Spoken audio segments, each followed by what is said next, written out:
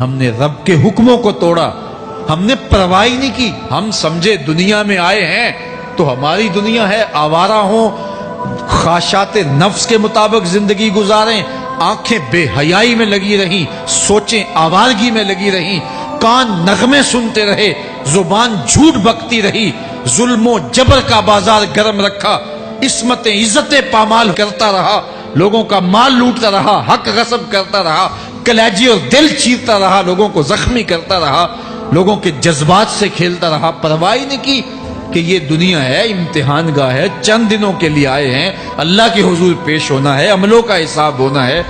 اب جب وہ دیکھیں گے کہ ہمارے ساتھ کیا ہونے والا ہے تو ان کے چہرے پہلے بگڑ جائیں گے۔ کیوں؟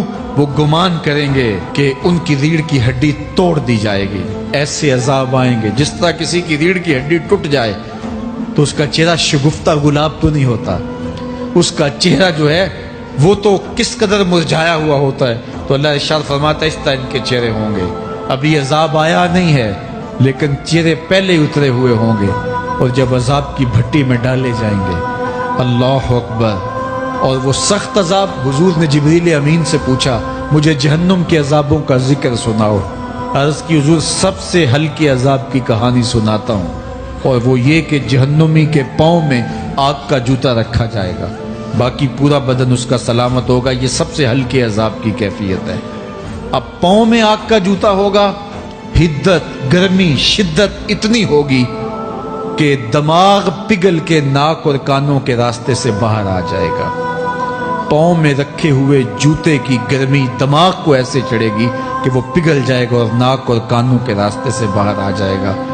تو اللہ کے عذاب کے خوف سے چہرے بگڑ جائیں گے، حالت سلامت نہیں رہے گی۔ یہ بات ذہن میں رکھیں کہ اللہ جس کو جہنم میں ڈالے گا اس کو اس صورت میں نہیں ڈالے گا، یہ محمدی صورت ہے، یہ شکل اس کی چھین لی جائے گی اور اس کی شکل بڑی کر دی جائے گی۔ اس کا ایک ایک دانت احد پہاڑ جتنا ہوگا۔ احد پہاڑ کا پھیلاؤ 15 کلومیٹر پہ ہے، 15 کلومیٹر کا ایک دانت، اور 32 دانت کتنے ہوں گے تو منہ کتنا بڑا ہوگا۔ اس کو اتنا بڑا اس لیے کیا جائے گا تاکہ وہ عذاب کی تکلیف زیادہ سہے۔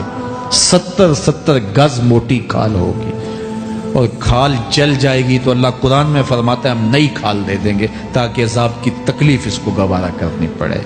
پھر چیخے گا، چلائے گا، ہائے مجھے پانی دو، پانی دو، پیاس کی شدت ہے۔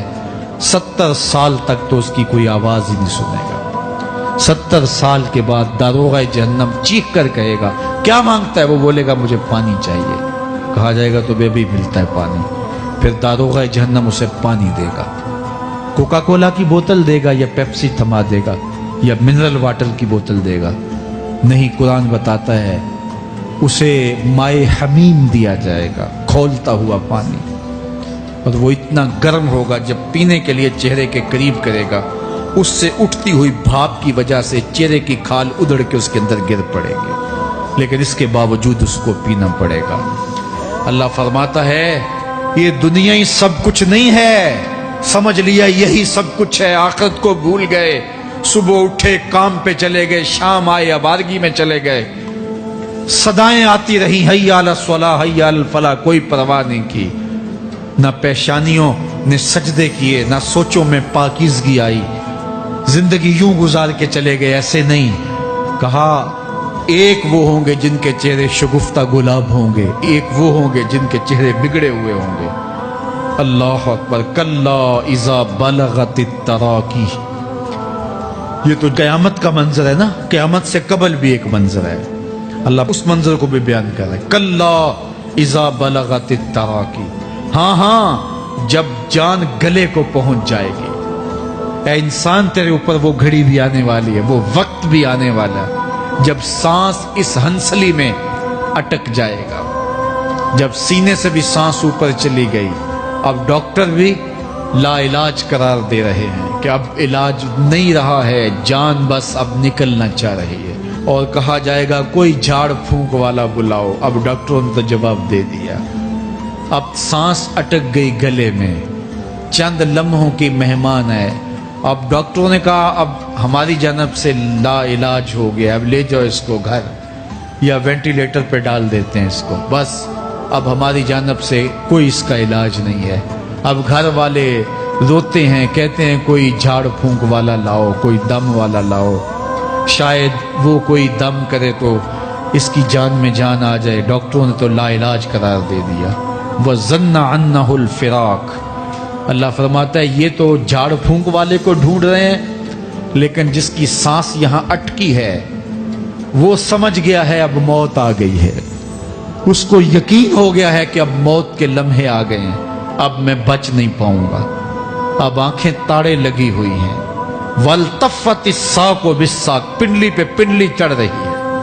جب موت آ جاتی ہے تو پھر پنڈلی سے پنڈلی لپٹ جاتی ہے، اس کو پھر جدا کرتے ہیں اور جدا کر کے دونوں انگوٹھے باندھ دیتے ہیں تاکہ پنڈلی کے اوپر پنڈلی نہ چڑھے۔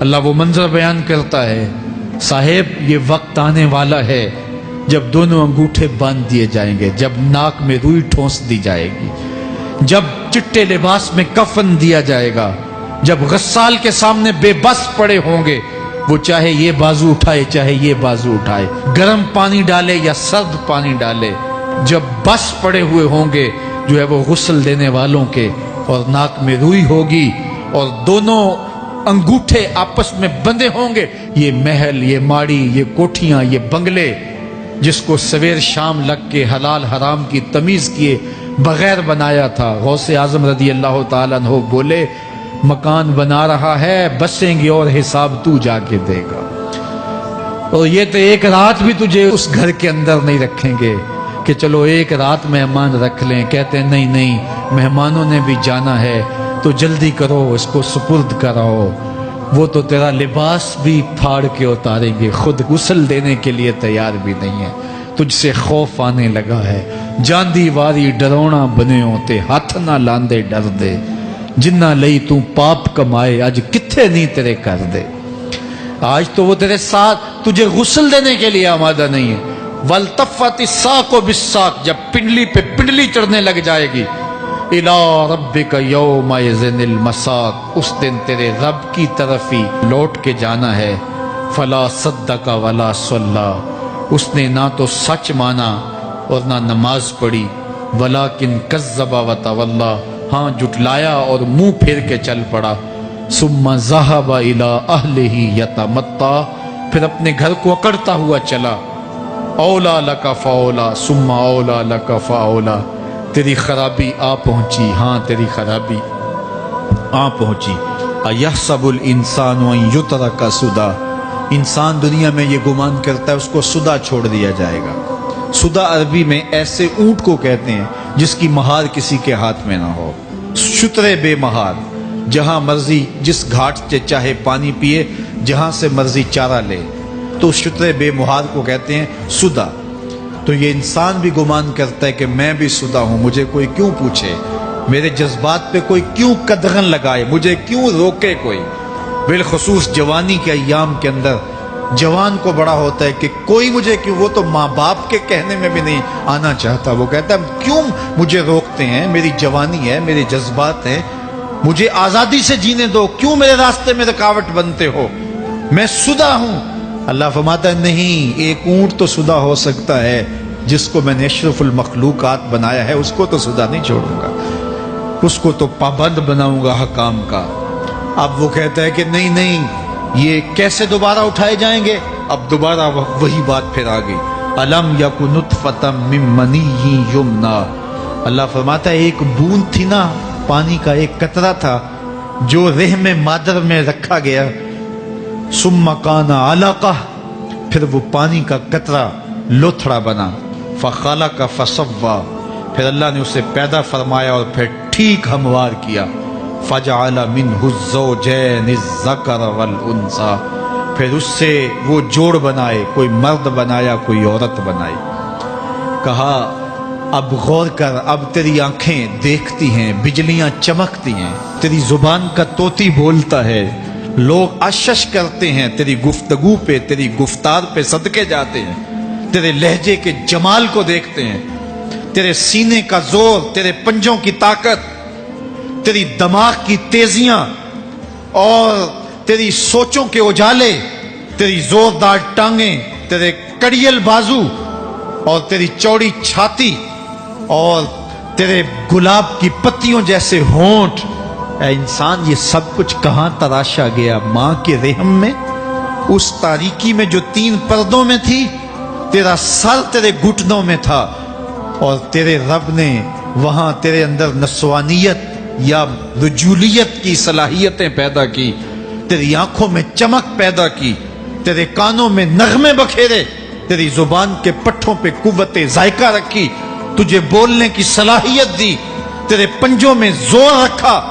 آج تو مفتی شہر ہے، آج تو علامۃ الدہر ہے، آج تو قاضی القضات ہے، آج تو منسٹر ہے، آج تو وزیر اعظم ہے، آج تو پہلوان ہے، آج تو شہزادہ ہے، آج تو بادشاہ ہے، آج تو زوراور ہے، آج تیری طاقت کے کیا کہنے؟ آج شیروں کو تو نچا لیتا ہے، ہاتھیوں کو تو بٹھا لیتا ہے، آج تو بڑا زوراور گھڑ سوار ہے، آج تیری طاقت کے کیا کہنے؟ تو کشتی کرتا ہے، زمانہ دیکھنے آتا ہے، آج تیری طاقت کے شوہرے ہیں، تیری عظمت کے تنتنے ہیں، لیکن انسان تو ایک ناپاک قطرہ تھا اور رحم مادر میں تھا۔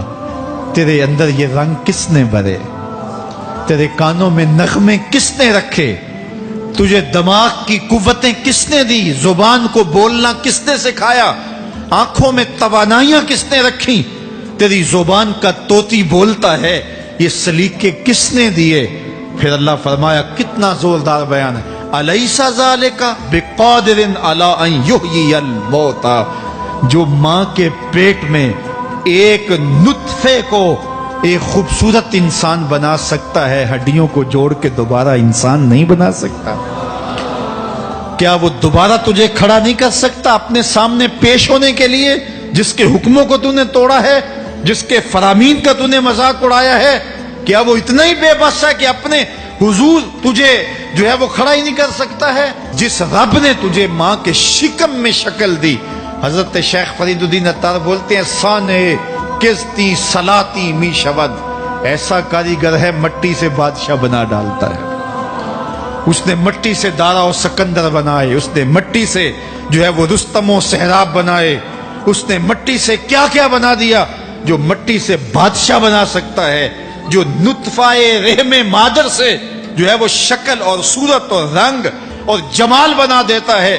تیری صورت نکھرتی ہے، تیرے ہونٹ گلابی ہیں اور تیری نرگسی آنکھیں ہیں، تیرے ریشمی بال ہیں اور تیری خوبصورت رنگت ہے، تو چال چلتا ہے تو لگتا ہے قیامت چل رہی ہے، تیرا قد رانا جو ہے وہ صنوبر کو شرماتا ہے، تیری گفتار کے تنتنے ہیں۔